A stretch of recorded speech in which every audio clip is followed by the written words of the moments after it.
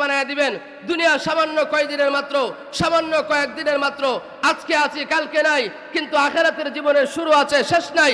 সুতরাং যদি সম্বল কামাই করতে হয়, পুঁজি উপার্জন করতে হয়, যদি আমার মালিকানা অর্জন করতে হয়, তাহলে আমার জান্নাতের মালিকানা অর্জন করতে হবে। মুহতারাম হাজিরিন, এই জন্য আল্লাহর হাবিব সাল্লাল্লাহু আলাইহি ওয়াসাল্লাম বলে দিয়েছেন, ঈমান একটা মানুষের জন্য এত জরুরি, এত জরুরি। একটা মানুষ যদি লা ইলাহা ইল্লাল্লাহ মুহাম্মাদুর রাসূলুল্লাহ কালিমা পড়ার মাধ্যমে ঈমানদার হয়, সে যদি সামান্য থেকে সামান্য নেক আমল করে, আল্লাহ তাআলা তার আমলনামার মধ্যে ছোট নেক আমলটাকেও লিখে রাখেন। এমন অনেক মানুষ থাকবে কিয়ামতের ময়দানে, আমলনামা যখন আল্লাহ তার সামনে তুলে ধরবেন, তার হাতে যখন আল্লাহ পাক রব্বুল আলামিন আমলনামা দিবেন, আমলনামা দেখে সে আশ্চর্য হয়ে যাবে, আল্লাহ, এই আমলনামা সম্ভবত আমার না, এটা মনে হয় আমার আমলনামা না। আমার হাতে দেখা যায় যে আমলনামাটা দেওয়া হয়েছে, এই আমলনামাটা সম্ভবত আমার না। আল্লাহর ফেরেশতারা জিজ্ঞাসা করবে, কেমনে বলো তোমার আমলনামা না? তখন বলবে, আল্লাহ, এই আমলনামার মধ্যে দেখা যায় বড় বড় মসজিদ নির্মাণ করার সব লেখা, বড় বড় মাদ্রাসা নির্মাণ করার সব লেখা, বড় বড় নেক আমলের সব আমার আমলনামার মধ্যে লেখা। কিন্তু আল্লাহ, আমি একজন দরিদ্র মানুষ ছিলাম, অসহায় মানুষ ছিলাম, মসজিদ নির্মাণ করব দূরের কথা, 100 টাকা একসাথে দান করার মতো সুযোগ আমার ছিল না, 1000 টাকা একত্রিত করে মসজিদ মাদ্রাসার কাজে দান করার মতো ব্যবস্থা আমার ছিল না। এরপরেও আমার আমলনামার মধ্যে মসজিদ নির্মাণের সব দেখা যায়, মাদ্রাসা নির্মাণের সব দেখা যায়। আল্লাহর পক্ষ থেকে জানিয়ে দেওয়া হবে, তোমার নিয়ত এবং ইখলাস এত সাচ্চা ছিল, এত সাচ্চা ছিল যে ইখলাস আর নিয়তের বরকতে সামান্য দান করার পরেও আল্লাহ তাআলা পূর্ণ মসজিদ নির্মাণের সব তোমার আমলনামায় দিয়ে দিয়েছেন।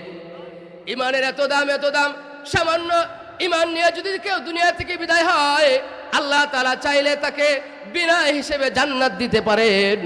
কিন্তু যদি ইমান হারা হইয়া, বেঈমান হইয়া যদি কেউ মারা যায়, সে যদি সারা দুনিয়া পরিমাণ দানও করে দেয়, সদকাও করে দেয়, নেক আমল করতে করতে যদি পাহাড় পরিমাণ ভরপুর করে দেয়, জমিন থেকে আসমান পর্যন্ত যদি নেক আমল দ্বারা ভরপুর হয়েও যায়, ইমান না থাকার কারণে সারা জিন্দেগীর সকল নেক আমল বরবাদ হয়ে যাবে, এক চুল পরিমাণ সওয়াব এবং প্রতিদান হাসরের ময়দানে পাবে না। এজন্য ইমানের দাম সবচাইতে বেশি। আমার ইমানটাকে সাচ্চা করে যদি আমি বিদায় হইতে পারি, আমি সফল। আর আমি যদি ইমান হারা হয়ে বিদায় হই, আমি দুনিয়াতে যত বড় ক্ষমতাবান হই, যত বড় পাওয়ারওয়ালা হই, যত বড় ইজ্জতওয়ালা হই, যত বড় সম্মানওয়ালা হই, ইমান যদি না থাকে, দুনিয়ার ইজ্জত সম্মান কাল কিয়ামতের ময়দানে আল্লাহর সামনে 1 পয়সার মূল্য থাকবে না। মুহতারাম হাজিরিন, এজন্য আমার সবচেয়ে বেশি মূল্যবান হলো ইমান। এমন জায়গা আমি যেতে পারবো না যে জায়গায় গেলে আমার ইমান নষ্ট হয়ে যাবে, এমন কাজ আমি করতে পারবো না যে কাজ করলে আমার ইমান ধ্বংস হবে, এমন জায়গায় আমি যেতে পারবো না যে জায়গায় গেলে আমার ইমান নষ্ট হয়ে যাবে, এমন বন্ধু আমি গ্রহণ করতে পারবো না যে বন্ধুর পিছনে পিছনে চললে আমার ইমান শয়তানে নিয়ে যাবে। কথা বলেন ঠিক কিনা? এজন্য এমন কোনো কাজ করা যাবে না, এমন কথাও বলা যাবে না যেমন কাজের দ্বারা যেমন ইমান চলে যায়, এমন কর্মের মাধ্যমে ইমান চলে যায়, যেমন কর্মের মাধ্যমে ইমান চলে যায়, এমন কথার মাধ্যমেও ইমান চলে যায়। এমন কোনো কথা জবান দিয়ে বের হতে পারবে না, এমন কোনো কথা নিজের জবানে উচ্চারণ করা যাবে না যে কথার কারণে ইমান চলে যেতে পারে। এমন কোনো কর্মে লিপ্ত হওয়া যাবে না যে কর্মের মধ্যে গেলে পরে ইমান চলে যায়। কথা বলেন ঠিক কিনা? এজন্য আমার সবচাইতে দামি হলো ইমান। আমি যদি ইমানটাকে মজবুত করে দুনিয়া থেকে বিদায় হইতে পারি, আল্লাহ আমাকে যদি কমও দেন, এই দুনিয়ার 10 দুনিয়া পরিমাণ জান্নাতের মালিক আল্লাহ বানায় দিবেন। আর যদি ইমান না থাকে, দুনিয়ার বাদশাহী দেওয়া 1 পয়সা কোনো কাজে আসবে না, দুনিয়ার ইজ্জত সম্মান ক্ষমতা পাওয়ার দিয়ে 1 পয়সার কাজে আসবে না। এমন অনেক মানুষ দুনিয়া থেকে বিদায় হয়েছে যাদের ক্ষমতা ছিল, যাদের পাওয়ার ছিল, যাদের টাকা ছিল, পয়সা ছিল, কোনো কিছুর অভাব ছিল না, কিন্তু ঈমান না থাকার কারণে আল্লাহর কাছে তার 1 পয়সার কোনো দাম নাই। আবার এমন অনেক মানুষ দুনিয়া থেকে বিদায় হয়েছেন যাদের দুনিয়াতে কিছুই ছিল না, দেখতে তাদেরকে তেমন সুন্দরও দেখা যাইতো না, ধন সম্পদ অট্টালিকা প্রাসাদ বলতে তাদের কিছুই ছিল না, কিন্তু ঈমান থাকার কারণে আল্লাহ তাআলা তাদেরকে দুনিয়াতেও সম্মানিত করেছেন, আখিরাতেও আল্লাহ তাআলা ইজ্জত দান করেছেন। যেমন হযরতে বেলাল হাবশী রাদিয়াল্লাহু তাআলা আনহু আল্লাহর হাবিব সাল্লাল্লাহু আলাইহি ওয়াসাল্লাম মেরাজ থেকে এসে হযরতে বেলাল রাদিয়াল্লাহু তাআলা আনহুর দিকে তাকায় মুচকি মুচকি হাসে। বেলাল বলে, ইয়া রাসূলুল্লাহ, আমার কোনো ভুল হয়েছে কিনা, আমার কোনো অপরাধ হয়েছে কিনা, আমার দিকে তাকায় আপনি মুচকি মুচকি হাসতেছেন।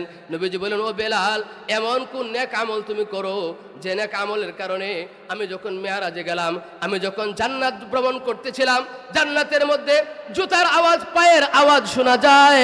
আমি জিব্রাইলকে বললাম, ও জিব্রাইল, জান্নাতের মধ্যে কার আওয়াজ শোনা যায়, কার জুতার আওয়াজ শোনা যায়? তখন জিব্রাইল জানায় দিল, ওগো আল্লাহর হাবিব, ইয়া রাসূলুল্লাহ, জান্নাতের মধ্যে যে ব্যক্তির জুতার আওয়াজ শোনা যায় তিনি হলেন আপনার প্রিয় সাহাবী হযরতে বেলাল। বলেন আল্লাহু আকবার। ঈমান আনার কারণে হযরতে বেলাল দেখতে তেমন সুন্দর ছিলেন না, তেমন কোনো ক্ষমতা পাওয়ারের মালিক ছিলেন না, বড় সম্পদশালীও ছিলেন না, কিন্তু ঈমান আনার কারণে খুদশি বেলালকে আল্লাহ তাআলা দুনিয়াতে এত ইজ্জত আর এত সম্মান দান করেছেন। বেলাল যদি আজান না দেয় তাহলে ফজরের ওয়াক্ত আসে না। মোহতারাম হাজিরিন, এজন্য সবার আগে আমার ঈমানকে মজবুত করতে হবে, আমার ঈমানকে পাকাপোক্ত বানাইতে হবে। যদি আমি আমার ঈমানটাকে পাকাপোক্ত বানাইতে পারি, দুনিয়ার জিন্দেগি আমার যেভাবে পার হোক না কেন, আখিরাতের জিন্দেগিতে আমি সফল। এখন বলতে পারেন, আখিরাতের জিন্দেগি আর দুনিয়ার জিন্দেগিতে সফলতা বলতে কি? দুনিয়ার জিন্দেগিতে কেনই বা কষ্ট করব আর আখিরাতের জন্য এত চিন্তাই বা কেন করব? আল্লাহ তাআলা জানায় দিয়েছেন, বাল তুসিরুনাল হায়াতাদ দুনিয়া ওয়াল আখিরাতু খায়রু ওয়া আবকা। বলেন, দুনিয়া থেকে একটা মানুষ যদি একবারের জন্য চলে যায়, দুনিয়া থেকে মালাকুল মউত আয়েশা যদি তাকে একবার রূহটাকে কবজ করে নিয়ে যায়, এক সেকেন্ডের জন্য আবার পুনরায় দুনিয়াতে আসার সুযোগ আছে? দুনিয়া থেকে কত মানুষ বিদায় হইলো, আমার আত্মীয় স্বজন, পাড়া প্রতিবেশী, ভাই বেরাদর, পিতা মাতা, কত মানুষ দুনিয়া থেকে বিদায় হয়েছে। কেউ কি দুনিয়াতে আর পুনরায় আসতে পারছে? আসার কোনো সুযোগ আছে? যদি একবার আমি দুনিয়া থেকে বিদায় হয়ে যাই, আর কি আসতে পারবো দুনিয়াতে? তাহলে কি লাভ আমার এত কিছু দিয়া? কি লাভ আমার দুনিয়ার পিছনে দৌড়াইয়া? কি লাভ আমার ক্ষমতার পিছনে দৌড়াইয়া? হ্যাঁ, ক্ষমতার পিছনে দৌড়াইতে পারেন, যে ক্ষমতার পিছনে দৌড়াইলে পরে ঈমান নষ্ট হয় না, যে ক্ষমতার পিছনে দৌড়াইলে পরে ইসলাম ধ্বংস হয় না, যে ক্ষমতার পিছনে দৌড়াইলে পরে হকের পক্ষে অবস্থান করতে পারেন না, যে ক্ষমতার পিছনে দৌড়ানোর পরে হকের কথাগুলো বলতে পারেন না, এই ক্ষমতার পিছনে দৌড়ানো হারাম। মোহতারাম হাজিরিন, এজন্য বলতেছিলাম, আমার সবচাইতে বেশি ঈমানকে মজবুত করতে হবে, সবচাইতে বেশি আমার ঈমানকে হেফাজত করতে হবে। এমন কোনো কাজে লিপ্ত হওয়া যাবে না, এমন কোনো কর্মে লিপ্ত হওয়া যাবে না যে কর্ম লিপ্ত হইলে আমার ঈমান চলে যায়, এমন কোনো কাজে লিপ্ত হওয়া যাবে না যে কাজে লিপ্ত হইলে আমার ঈমানটা চলে যায়। মুহতারাম হাজিরিন, এজন্য আল্লাহ পাক রব্বুল আলামিন জানিয়ে দিয়েছেন, ইন্নাল্লাযীনা ক্বালু রাব্বুনাল্লাহ সুম্মা ইসতাকামু তাতানাজ্জালু আলাইহিমুল মালায়েকা। আল্লাহ পাক রব্বুল আলামিন বলেন, নিশ্চয় আমার যে সকল বান্দারা একথা বলে, ইন্নাল্লাযীনা ক্বালু রাব্বুনাল্লাহ, আমার রব হলেন আল্লাহ। বলেন, আমাদের রব কে? ইন্নাল্লাযীনা ক্বালু রাব্বুনাল্লাহ সুম্মা ইসতাকামু তাতানাজ্জালু আলাইহিমুল মালায়েকা। যারা বলে আল্লাহ আমার রব, আল্লাহ আমার সব। বলেন, আল্লাহ আমার রব। আমাদের রব কে? আমাদের পালনেওয়ালা কে? রিজিক দাতা কে? আল্লাহর নামটা জোরে সোরে বলতে পারে না। আল্লাহ আমাদের সকলকে হেদায়েত দান করেন, দ্বীনের সহিহ বুঝ দান করেন। সকলে বলি আমিন। ইন্নাল্লাযীনা ক্বালু রাব্বুনাল্লাহ সুম্মা ইসতাকামু, নিশ্চয় যারা বলে আল্লাহ আমার রব এবং এই কথার উপর মজবুত থাকে, দৃঢ় থাকে। মজবুত থাকার অর্থ কি? আল্লাহ আমার রব, তার মানে সমস্ত ক্ষমতার মালিক আল্লাহ, রিজিকের মালিক আল্লাহ, হায়াতের মালিক আল্লাহ, মৌতের মালিক আল্লাহ। আমাকে দুনিয়াতে পাঠিয়েছেন আল্লাহ, আবার আল্লাহ আমাকে দুনিয়া থেকে উঠায় নিয়ে যাবেন। সুতরাং যেহেতু আল্লাহ আমাকে পাঠাইছেন, আবার আল্লাহ আমাকে নিয়ে যাবেন, আমাকে যেতে হবে আল্লাহর কাছে। এই জন্য হুকুম যদি মানতে হয়, একমাত্র মানতে হবে কার? আর একটু জোরে বলেন। সুতরাং ইন্নাল্লাযীনা ক্বালু রাব্বুনাল্লাহ সুম্মা ইসতাকামু, এই কথার উপর মজবুত থাকবে, দৃঢ় থাকবে, আমার রব হলেন আল্লাহ, এই কথা থেকে এক চুল পরিমাণ সরবে না। তার মানে হলো আল্লাহ তাআলা প্রত্যেকটা মানুষের জীবন বিধান হিসেবে দ্বীন ইসলাম দিয়েছেন, কোরআন দিয়েছেন, নবী রাসূল পয়গম্বরদেরকে পাঠিয়েছেন। আল্লাহ তাআলা কোরআনের মাধ্যমে নবী রাসূল পয়গম্বরদের মাধ্যমে প্রত্যেকটা মানুষের জীবন পরিচালনা করার জন্য একটা গাইডলাইন দিয়েছেন, একটা তরিকা, একটা পদ্ধতি বলে দিয়েছেন। এই পথে চলতে পারবা, ওই পথে চলতে পারবা না, এই পথে যেতে পারবা, ওই পথে যেতে পারবা না, এরকম একটা দিক নির্দেশনা আল্লাহ তাআলা আমাদেরকে জানিয়ে দিয়েছেন। ইস্তেকামাত থাকার অর্থ হলো আল্লাহ তাআলা আমাকে যে পথে চলার নির্দেশ দিয়েছেন, আমার যদি জীবন চলেও যায়, আমার যদি দেহ থেকে গর্দানটাকে আলাদাও করে দেওয়া হয়, আমার যদি দেহ থেকে গর্দানটাকে আলাদাও করে দেওয়া হয়, আমাকে যদি দুনিয়া থেকে সরিয়েও দেওয়া হয়, আল্লাহ তাআলার দেওয়া বিধান থেকে এক চুল পরিমাণ সরা যাবে না। আমি যদি দুনিয়ার সকল কিছুকে বিসর্জন দিয়া আল্লাহ পাকের দ্বীনের উপর ইস্তেকামাত থাকতে পারি, আল্লাহ বলেন তাতানাজ্জালু আলাইহিমুল মালায়েকা, আল্লাহ পাকের রহমতের ফেরেশতারা তাদের উপর নাজিল হইয়া ওই সকল প্রকৃতপক্ষের মুসলমান বান্দাদের সাথে আল্লাহর কুদরতি ফেরেশতারা এসে মুসাফাহা করতে থাকে। মোহতারাম হাজিরিন, আমাদের কাছে ইমানের মূল্য নাই, আর ইমানের মূল্য না থাকার কারণে মসজিদ থেকে ফজরের সময় মুয়াজ্জিন ডাকে, আসো নামাজের দিকে আসো, আসো কল্যাণের দিকে আসো। ফজরের নামাজের সময় আমাদের ঘুম ভাঙে না, জোহরে ডাকে, আসো নামাজের দিকে আসো, আসো কল্যাণের দিকে আসো। জোহরের নামাজে আমাদের ব্যস্ততা শেষ হয় না, আবার আসরে ডাকে, তখন আমাদের কাজকর্ম শেষ হয় না। মাগরিবে ডাকে, তখন আমাদের ব্যস্ততা ছাড়ে না।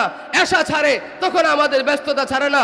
দুনিয়ার পিছনে এমনভাবে নিজের জীবনটাকে বিসর্জন দিয়ে দিছি, দুনিয়ার পিছনে আমার জীবনটাকে এমনভাবে বিলিয়ে দিছি, আল্লাহ তাআলা আমাকে দৈনিক 5 বার ডাকে, এরপরেও একবারের জন্য আল্লাহর কাছে হাজির হই না। এখানে আপনারা যারা আছেন, কষ্ট নেবেন না বলে, সবাই কি 5 ওয়াক্ত নামাজি? কেউ আছে 5 ওয়াক্ত নামাজি, আবার কেউ আছে জুমার নামাজি, আবার কেউ আছে ঈদের নামাজি, আবার এমন কিছু নিমুখ খারাম আল্লাহর বান্দা আছে যারা 5 ওয়াক্ত নামাজ পড়বে দূরের কথা, জুমার নামাজে যাবে তো দূরের কথা, এমনকি বছরে 2টা ঈদের নামাজেও আল্লাহর কুদরতি পায়ে সেজদা করার জন্য ঈদগাহে পর্যন্ত যায় না। কি বলেন, এমন মানুষ আছে না নাই? তাদের কি মরতে হবে না? দুনিয়া থেকে যাইতে হবে না? ফেরাউনের চাইতে বড় ক্ষমতার মালিক হয়ে গেছে দুনিয়াতে। কেউ কি ফেরাউনের চাইতে বড় ক্ষমতার মালিক হয়ে গেছে? হইতে পারছে কেউ? কেউ হইতে পারে নাই। ফেরাউন এত বড় ক্ষমতার মালিক হওয়ার পরেও নিজেকে নিজে দাবি করছে, আনা রব্বুকুমুল আলা, আমি তো সবচাইতে বড় খোদা। এরপরেও দুনিয়াতে থাকতে পারে নাই। যখন তার দুনিয়া থেকে বিদায় হওয়ার সময় ঘনে আসছে, তখন আর কেউ তাকে ধরে রাখতে পারে নাই। রাখতে পারছে কেউ? কাউকে কেউ ধরে রাখতে পারবে না। যখন মালাকুল মউত আজরাইল চলে আসবে, তখন তাকে কেউ ধরে রাখতে পারবে না। এজন্য আল্লাহ পাক রব্বুল আলামিন দৈনিক 5 বার আমাকে ডাকে, আসো আমার ঘরের দিকে আসো, আসো কল্যাণের দিকে আসো, আসো মাগফিরাতের দিকে আসো, আসো নামাজের দিকে আসো। কিন্তু দৈনিক 5 বার ডাকার পরেও আমি আল্লাহর ঘরে হাজির হই না। অথচ একটা মানুষকে যদি আমি, আমার সন্তানকে যদি 1 বার 2 বার 3 বার 4 বার 5 বার ডাকি, আর আমার সন্তান যদি আমার ডাকে সাড়া না দেয়, তাহলে প্রথম দিন তাকে হয়তো বুঝাবো, দ্বিতীয় দিন তাকে শাসন করব, তৃতীয় দিনও যদি সে আমার ডাকে সাড়া না দেয়, আমি ত্যায্য করে আমার সমস্ত ধন সম্পত্তি থেকে তাকে বঞ্চিত করে দিব। কিন্তু আল্লাহ পাক রব্বুল আলামিন এত দয়ালু, এত দয়ালু, এত দয়ালু। আল্লাহ তাআলা জন্মের শুরু থেকে নিয়ে এখনো পর্যন্ত আমাকে ডাকতে আসেন। কিন্তু আমি এত বড় নিমুখ হারাম, আল্লাহর নিয়ামত খাই, আল্লাহর নিয়ামত ভোগ করি, আল্লাহর জমিনে চলি, আল্লাহর দেওয়া বাতাস আমি গ্রহণ করি, আল্লাহর দেওয়া সূর্যের আলো আমি গ্রহণ করার পরেও আল্লাহ আমাকে দৈনিক 5 বার ডাকেন, আসো আমার দিকে আসো। কিন্তু আমি এত বড় নিমুখ হারাম, আল্লাহরটা খায়া আল্লাহর হুকুম মানতে যাই না। কি বলেন, কথা ঠিক না বেঠিক? নাকি আমরা নিজেরা ইচ্ছা করলে সবকিছু বানাইতে পারি? ইচ্ছা করলে সম্ভব? আল্লাহ যদি মাটির মধ্যে উর্বর ক্ষমতা না দেন, সারাদিন রোয়া লাগাইলে ধান হইব? আমি তো 1টা 2টা করে ধান ফালায় রেখে আসি, কিন্তু এখান থেকে ধান ফলায় খেয়ে ফসল কে ফলায়? আল্লাহ যদি জমিনকে অর্ডার করেন, জমিন আজকে থেকে তুমি পাথরের মতো শক্ত হয়ে যাও, যত এই ধানটাই তো মাটির নিচে নেওয়া সম্ভব হবে না, তো ফসল ফলবো কখন? আল্লাহ যদি জমিনকে বলেন পানির মতো নরম হয়ে যাও, আমি চলবো বা কিভাবে? তো আমরা, আল্লাহ তাআলা আমাদেরকে দৈনিক ডাকেন, কিন্তু আমি আল্লাহর ডাকে সাড়া দেই না। আমি মনে হয় এভাবেই আমি তো লা ইলাহা ইল্লাল্লাহ পড়ছি, আল্লাহর উপর ঈমান আনছি, রাসূলের উপর ঈমান আনছি, ঈমান আনার ক্ষেত্রে কোনো ঘাটতি আমার নাই, আল্লাহ আমাকে ডাক দিয়ে জান্নাতে নিয়ে চলে যাবেন। আমরা একটা গ্রামের বাসায় কই না, অতুরিবাদ দুধ দেখাই না যে, আপনার আমার কি আল্লাহর বান্দার অভাব পড়ছে? আমি কি করে আশা করতে পারি যে আল্লাহ আমাকে ডাক দিয়ে একবারে প্রথম কাতারে জান্নাতে নিয়ে ঢুকাই দিবেন? এত বড় আশা আমি কেমনে করে বসে থাকতে পারি? এত বড় আশা আমি কেমনে করে বসে থাকতে পারি? একটা হাদিস স্মরণ হয়ে গেল। আল্লাহর হাবিব সাল্লাল্লাহু আলাইহি ওয়াসাল্লাম একদিন সাহাবায়ে কেরামের মজমার মধ্যে বসা, হঠাৎ রাসূল আকরাম সাল্লাল্লাহু আলাইহি ওয়াসাল্লাম মজমা থেকে উঠে চলে গেলেন। সাহাবায়ে কেরামের মধ্যে ভীতির সঞ্চার হলো, আরে আল্লাহ নবী কোথায় যেন চলে গেলেন? নবীজির দুশমনের শত্রুর তো অভাব নাই, কোন দিক দিয়ে নবীজির উপর আক্রমণ করে বসে? হযরত আবু হুরায়রা রাদিয়াল্লাহু তাআলা আনহু সর্বপ্রথম ভয় পেয়ে গেলেন। তিনি নবীজিকে তালাশ করতে লাগলেন। তালাশ করতে করতে করতে করতে একটা বাগানের ভিতরে ছোট্ট একটা গর্ত দিয়ে ঢুকলেন। ঢুকে দেখেন আল্লাহর হাবিব সাল্লাল্লাহু আলাইহি সাল্লাম ওই বাগানের ভিতরে বসে আছেন। আবু হুরায়রা গেলেন, নবীজিকে সালাম দিলেন। সালাম দিয়ে বললেন, ইয়া রাসূলুল্লাহ, আপনি আমাদের মাঝেই ছিলেন, হঠাৎ আমাদের মাঝখান থেকে আপনি চলে আসলেন।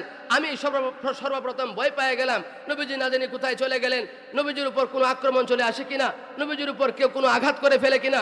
এই জন্য আমি ভয়ে আপনাকে তালাশ করতে বের হয়ে গেলাম, আপনাকে আয়েশা বাগানের কাছে পাইলাম। নবীজি সাল্লাল্লাহু আলাইহি ওয়াসাল্লাম আবু হুরায়রাকে দেখে বললেন, আবু হুরায়রা, যাও, যায় প্রথম তোমার যার সাথে সাক্ষাৎ হবে তাকেই তুমি বলবে, মান ক্বালা লা ইলাহা ইল্লাল্লাহ দাখালাল জান্নাহ, যে ব্যক্তি লা ইলাহা ইল্লাল্লাহ বলবে সে জান্নাতে চলে যাবে, সুসংবাদ দিবে। আবু হুরায়রা রাদিয়াল্লাহু আনহু বলতেছেন, ইয়া রাসূলুল্লাহ, আমি আপনার সাথে সাক্ষাৎ হয়েছে, এটা যদি আমি মানুষদের কাছে যাই বলি মানুষ বিশ্বাস করবে না। নবীজি দলিল হিসেবে, প্রমাণ হিসেবে নবীজির জুতা মুবারক দিয়ে দিলেন।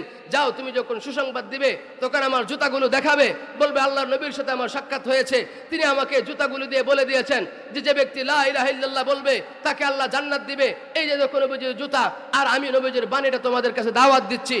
আবু হুরায়রা খুশিতে নবীজির জুতাগুলো নিয়ে নবীজির সুসংবাদ দেওয়ার জন্য বের হইলেন। বের হয়ে সর্বপ্রথম সাক্ষাৎ হয়েছে হযরত ওমর রাদিয়াল্লাহু আনহুর সাথে। যখন এসে বলে, ও ভাই ওমর, নবীজির সাথে আমার সাক্ষাৎ হয়েছে, নবীজি আমাকে এই যে জুতা মুবারক দিয়ে বলে দিয়েছেন যার সাথে আমার সর্বপ্রথম সাক্ষাৎ হবে আমি যেন তাকে জান্নাতের সুসংবাদ দেই। মান ক্বালা লা ইলাহা ইল্লাল্লাহ দাখালাল জান্নাহ, এই সুসংবাদ যেন আমি দেই। যখনই আবু হুরায়রা রাদিয়াল্লাহু তাআলা আনহু উমরের সামনে সুসংবাদ দিলেন, আবু হুরায়রা তো খুশি হওয়ার কথা, উমর রাদিয়াল্লাহু আনহু তো খুশি হওয়ার কথা, কিন্তু এক ঘুষি দেয়া এমন জোরে ঘুষি দিলেন আবু হুরায়রা পিছন দিকে পড়ে গেছেন। নবীজির কাছে আয়েশা নালিশ দিলেন, ইয়া রাসূলুল্লাহ, আপনি তো আমাকে বইলা পাঠাইলেন, প্রমাণ হিসেবে জুতাগুলো দিয়ে দিলেন, আমি সর্বপ্রথম উমরের সাথে সাক্ষাৎ হলো, তাকে যেয়ে বললাম, সে আমাকে ঘুষি মেরে ফালাইয়া দিল। পিছন দিকে তাকায় দেখো উমরও দাঁড়ানো। বলতেছে, ইয়া রাসূলুল্লাহ, উমর বলে, ইয়া রাসূলুল্লাহ, লম্বা হাদিস আমি সংক্ষিপ্ত করে বলছি। উমর বলতেছেন, ইয়া রাসূলুল্লাহ, এখনই যদি মানুষদেরকে সুসংবাদ দেওয়া হয় যে যে ব্যক্তি লা ইলাহা ইল্লাল্লাহ পড়বে সে জান্নাতে যাবে, তাহলে মানুষ আমল করবে না। আমাদের হালতটা এমন হয়ে গেছে, শুধুমাত্র লা ইলাহা ইল্লাল্লাহর আমল নিয়ে, পুঁজি নিয়ে আমি বসে আছি, আর ভাবতেছে আমি মারা যাইতে দেরি হবে, আল্লাহ মনে হয় আমাকে জান্নাত দিয়ে দিবেন।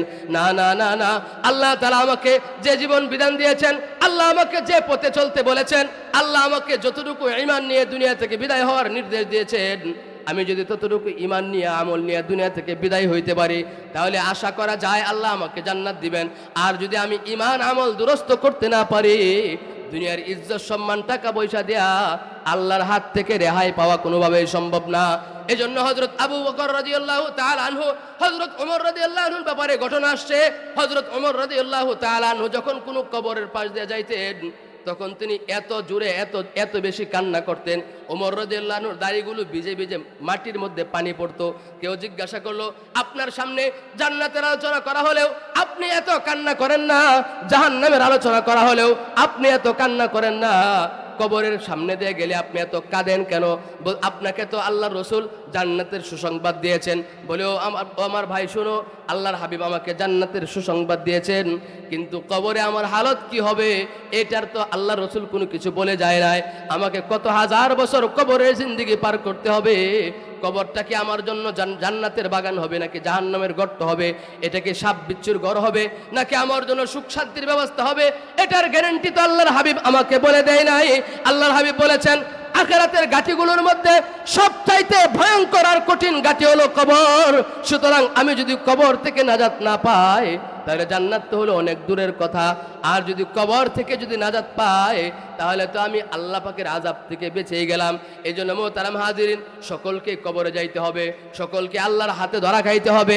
এজন্য সবচাইতে বেশি গুরুত্ব দিতে হবে আমার ইমানের আমলের। যদি আমি ইমান আমলটাকে দুরস্ত করে দুনিয়া থেকে বিদায় হতে পারি, দুনিয়ার জীবন আমার যেভাবে পার হোক না কেন, আখিরাতের জীবনটা সুখ শান্তির হবে আশা করা যায়।